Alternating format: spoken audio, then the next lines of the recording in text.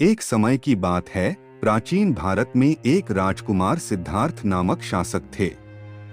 वे एक महान शासक बनने के लिए निर्धारित थे, लेकिन उनका दिल उनके चारों ओर के पीड़ा को देखकर व्याकुल था। एक दिन सिद्धार्थ पैलेस की दीवारों के बाहर निकले और उन्होंने बुढ़ापा, बीमारी और मृत्यु से सामना किया। यह दृश्य उन्हें गहराई से प्रभावित किया और उन्होंने माना कि मानवता की पीड़ा को कैसे कम किया जा सकता है।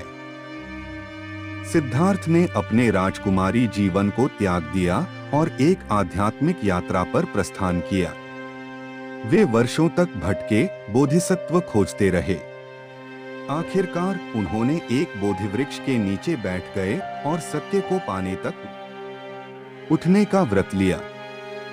सिद्धार्थ के ध्यान में रहते हुए राक्षस मारा ने उसे सत्ता, धन और इच्छा के मायावी भ्रमों से भटकाने का प्रयास किया, लेकिन सिद्धार्थ स्थिर रहे, स्पष्टता और ज्ञान के साथ मारा के प्रलोभनों को परास्त किया।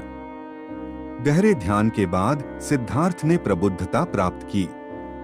उन्होंने सभी चीजों के अंतर संबंध को देखा और दुख को समाप्त करने का मार्ग, चार आर्य सत्य के रूप में, को समझा। अब बुद्ध के रूप में जाना जाने वाला सिद्धार्थ ने अपने जीवन के अंतिम दिनों में अन्यों को प्रबुद्धता के मार्ग के बारे में सिखाने के लिए अपने अनुयायियों को शिक्षा दी। उन्होंने उन्हें धर्म को फैलाने की प्रेरणा दी और उन्हें अपने आप में दीपों के रूप में होने का समर्थन किया। बुद्ध के उपदेश जमीन पर फैल गए और कई लोगों ने उनके शांति और मुक्ति के संदेश को गले लगा लिया। उनके अनुयायी साधु और साध्वी ने ध्यान और सतर्कता में अपना समय दिया। बुद्ध ने सभी प्राणियों के प्रति असीम करुणा दिखाई। उन्होंने बीमारों को ठीक किया, शोकंबनों को संबोधित किया और जरूरतमंदों को मार्गदर्शन दिया। बुद्ध अक्सर किस्से और कहानियों का उपयोग करते थे ताकि उनके उपदेशों को सरल और गहरे तरीके से समझाया जा सके। उनके शब्दों ने कई लोगों के दिलों को छू लिया, उन्हें सत्य और प्रबुद्धता की खोज करने के लिए प्रेरित किया। बुद्ध जहां भी जाते थे, वहां उनकी आत्मिक शांति और संयम की किरणें छाई रहती थी। उनका प्रस्तुति ही उपद्रवित मनों को शांत करने और थके हुए आत्माओं को उत्तेजित करने के लिए पर्याप्त था। जैसे ही बुद्ध अपने जीवन के अंत के करीब आए, उन्होंने अपने अनुयायियों को अपने आसपास इकट्ठा किया और अंतिम उपदेश दिया। उन्होंने उन्हें धर्म का प्रसार जारी रखने और खुद को प्रकाश के दीपों के रूप में स्थानांतरित करने का संकेत दिया।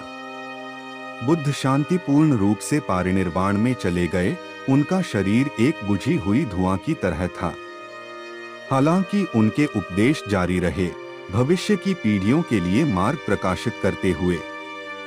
उन सदियों में जो बाद में आई, बौद्ध धर्म देश विदेश में फैला, विभिन्न स्कूलों और परंपराओं में विकसित हो गया।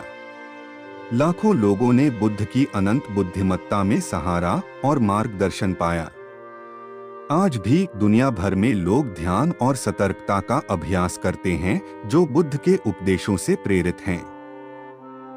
वे अपने दैनिक जीवन में आत्मिक शांति और करुणा का विकास करने का प्रयास करते हैं। जैसे ही कमल मैले पानी से उठता है, हम भी दुख को पार कर सकते हैं और प्रबुद्धता प्राप्त कर सकते हैं।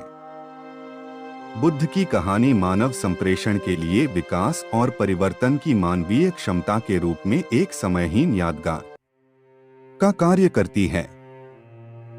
आठफोल्ड पथ ज्ञान, नैतिक आचरण और मानसिक अनुशासन की अवधारणा से युक्त एक अर्थपूर्ण और उद्दीपक मार्ग प्रस्तुत करता है। बुद्ध की छवि शांति, करुणा और प्रबुद्धता का प्रतीक के रूप में काम करती है।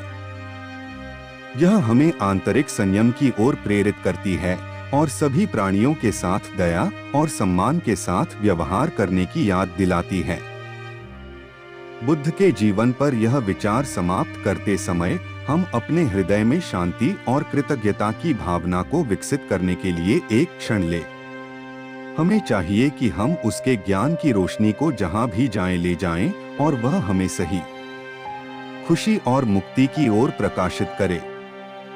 रोज ऐसी वीडियो पाने के लिए हमारे चैनल को सब्सक्राइब करें और बेल आइकन को ऑन कर ले ताकि आने वाली वीडियो का नोटिफिकेशन आपको मिले।